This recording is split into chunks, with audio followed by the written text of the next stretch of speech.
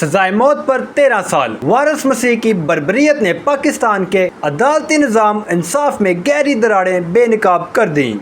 13 سال سے زائد عرصے تک جیل میں رہنے کے بعد ضلع مظفر گڑھ سے تعلق رکھنے والے مسیحی شخص وارث مسیح کو بالآخر لاہور ہائی کورٹ نے دوہرے قتل کے الزام سے بری کر دیا۔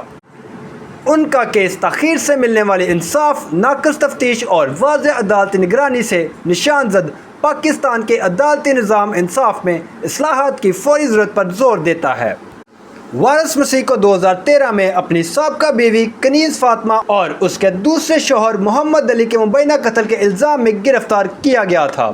شکایت کنندہ محمد اقبال نے دعویٰ کیا کہ اس نے متوفی محمد علی سے زمین خریدی تھی، جس نے اپنا مذہب تبدیل کر کے کنیز فاطمہ سے شادی کی تھی، جس کی شادی وارث مسیح سے پہلے ہو چکی تھی۔ 13 سال سے زائد عرصے تک جیل میں رہنے کے بعد ضلع مظفر گڑھ سے تعلق رکھنے والے مسیحی شخص وارث مسیح کو بالآخر ہائی کورٹ نے دوہرے قتل کے الزام سے بری کر دیا ہے۔ معلومات کا قابل اعتماد ذریعہ CRC، جڑے رہیں CRC کے ساتھ۔